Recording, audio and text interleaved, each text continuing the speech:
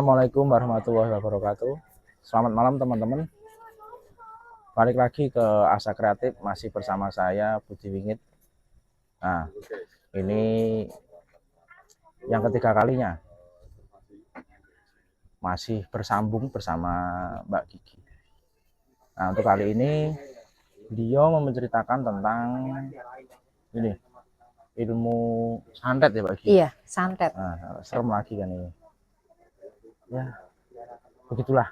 Kalau punya kemampuan metafisika, kalau kita pengen tahu cerita-ceritanya ya serem-serem juga. Nah, langsung mawon ke Mbak Gigi. Monggo Mbak Gigi mau cerita tentang santet ini Mbak Gigi. Seperti apa ini Mbak? Baik. Assalamualaikum teman-teman Waalaikumsalam. penonton, Mas Budi. Oke. Kita bicara tentang santet dan apa yang udah saya alami. Nah, Ini kisah nyata teman-teman tentang santet dan santet yang mematikan hingga korban meninggal dunia.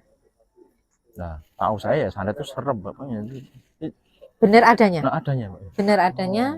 Dan saya menceritakan ini kejadian terjadi ke sepupu saya. Ke saudaranya Mbak Gigi sendiri. Sepupu kandung saya. Kebetulan anak dari bude saya. Nah, ini ada keturunan punya kemampuan itu lagi enggak Mbak? Jadi gini, tadi yang kita bahas tentang keturunan ya. Iya, Ini mau keturunan dulu ya? Iya. Oke. Jadi bapaknya mama saya, beliau punya kemampuan menyembuhkan orang. Menyembuhkan. Secara non medis. medis, nggih. Lalu punya anak itu 9, hanya 2 yang mempunyai kemampuan untuk menyembuhkan juga. Tetapi kalau dia keturunan biasanya dipilih yang terkuat.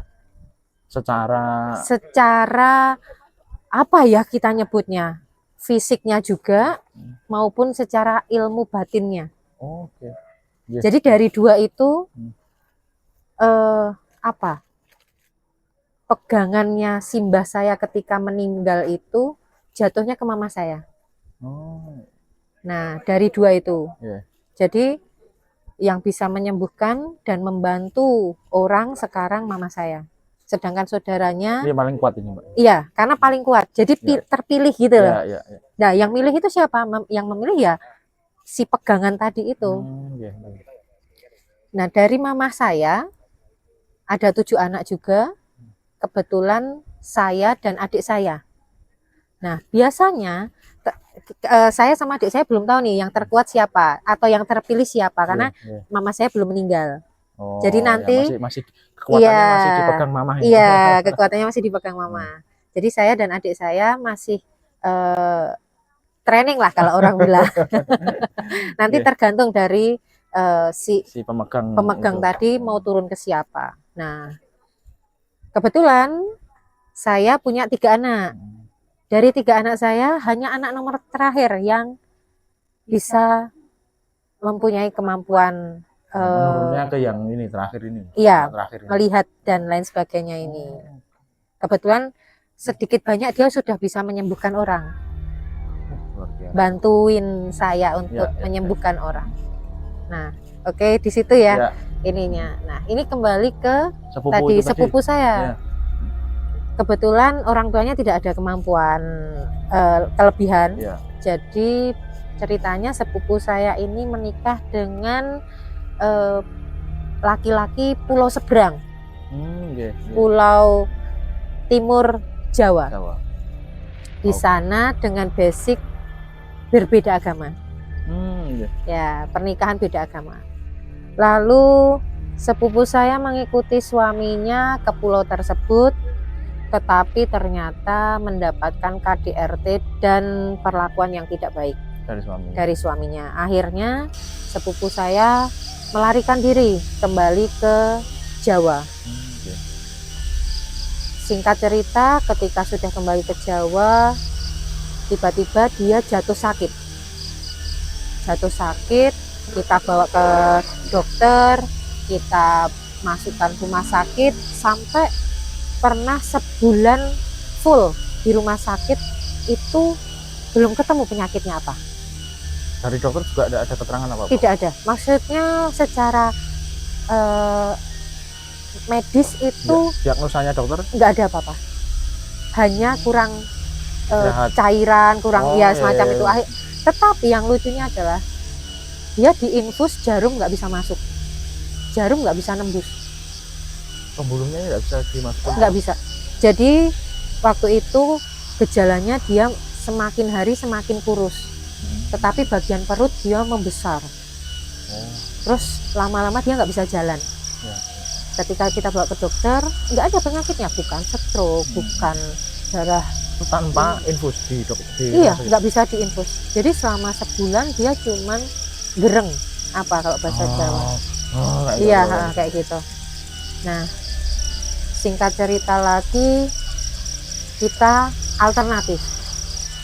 Waktu itu kami, mama saya sudah menyampaikan ke orang tuanya bahwa ini bukan penyakit medis gitu. Lalu nggak percaya. Oke, sepupu saya dibawa mama saya waktu itu tidak bisa jalan, tidak bisa duduk, hanya bisa kita bopong. Iya, kita masukkan ke mobil tuh kita bopong gitu. Masukkan ke mobil, kita bawa ke Bekasi. Ada seorang ustadz di mana beliau memindahkan hal goib itu ke kambing. Tahun sekitar 20 tahun yang lalu. Itu harga kambingnya itu untuk menerima hal goib itu sekitar 5 juta. Jadi kalau sekarang 15 jutaan. Ya, 3 kali lipatnya. Ya, mungkin gitu kan. Itu hanya untuk memindahkan. Ketika kita bawa ke sana, benar-benar nggak bisa jalan, nggak bisa duduk, hanya terbaring. Ketika diruqyah, ketika dipindahkan penyakitnya itu, dia bisa bangun, bisa jalan, bisa makan nasi padang. Betul. Kita bawa ke Jawa, ke Jogja lagi, lalu sembuh kan secara fisiknya. Jadi mulai gemuk lagi. Iya. Tapi ternyata ketika dia kembali ke rumah orang tuanya, dia kumat lagi. Dia langsung bruk lagi, nggak bisa ngapa-ngapain lagi. Seperti yang kemarin sebelumnya. Lalu mama saya turun tangan karena ini udah nggak bisa dibenerin, nggak bisa, harus ada tindakan secara goib dan goib. Ketika kita telusuri, ketika kami datang ke rumah orang tuanya, jadi rumah zaman dulu ya, pendopo kuno. Ternyata di atas pendoponya itu, di atas rumahnya terutama, ya ini model gini kan. Jadi nggak ada plafonnya kan, jadi kayak kayu-kayunya aja usuk-usuknya itu bertengger itu di situ. Makhluknya. Iya. Makhluknya itu bisa digambarkan Pak itu, Pak? Pasti tahu lah ya, dari Pulau Seberang. Makhluk terkenal dari Pulau Seberang. Nah, ternyata semoga teman-teman bisa memahami. Betul. Makhluknya yang dimaksud sama Mbak Gigi ini, semoga bisa memahami. Tidak perlu kita sebut lah. Ya, betul. Ternyata kenapa kok itu masih bertengger di situ? Karena ada sesuatu yang ditanam sama suaminya, mantan suaminya itu di rumah. Selama itu belum ditemukan, ya udah, masih nggak mau pergi nih. Nggak mau pergi, kayak gitu, nggak mau pergi. Karena katanya kalau santet itu loncat dari melewati laut kan nggak bisa ya. Oh, pindah pulau kayak gitu nggak bisa. Ternyata santet itu dikirim dari ujung Pulau Jawa sebelah timur. Tetapi makhluk itu makhluk asli dari pulau seberang gitu. Ke Jawa. Iya. Jadi makanya bisa mengenai sepupu saya pertama karena ada barang yang ditanam sama mantan suami di rumah orang tuanya. Namanya ketemu enggak Pak itu? Ketemu ketika sepupu saya meninggal. Akhirnya meninggal karena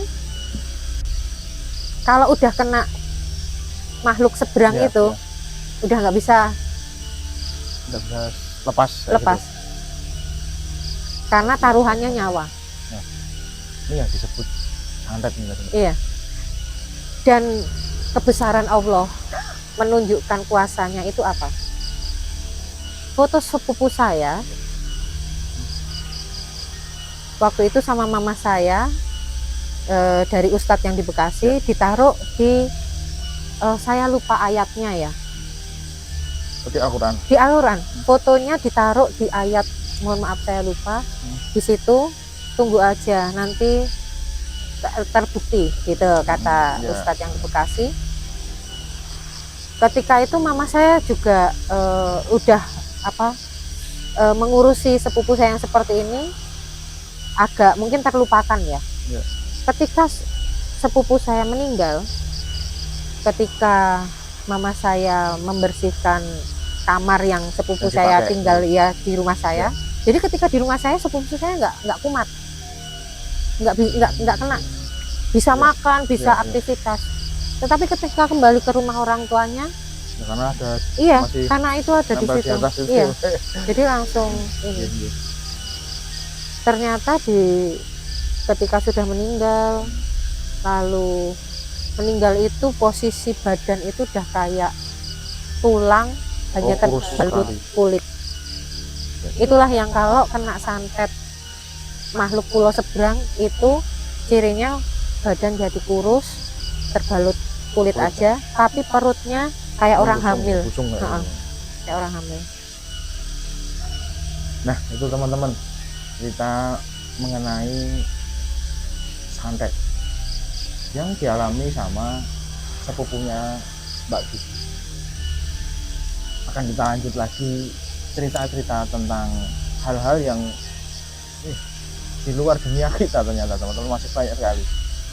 Akan kita lanjut lagi tentunya masih di biasa bareng saya Putri ini. Terima kasih juga untuk RSTIK, ini sudah menyediakan tempat ini sudah beberapa hari. Tempat ini akan kita pakai untuk bercerita dengan Mbak. Selamat malam. Wassalamualaikum warahmatullahi wabarakatuh. Assalamualaikum warahmatullahi wabarakatuh.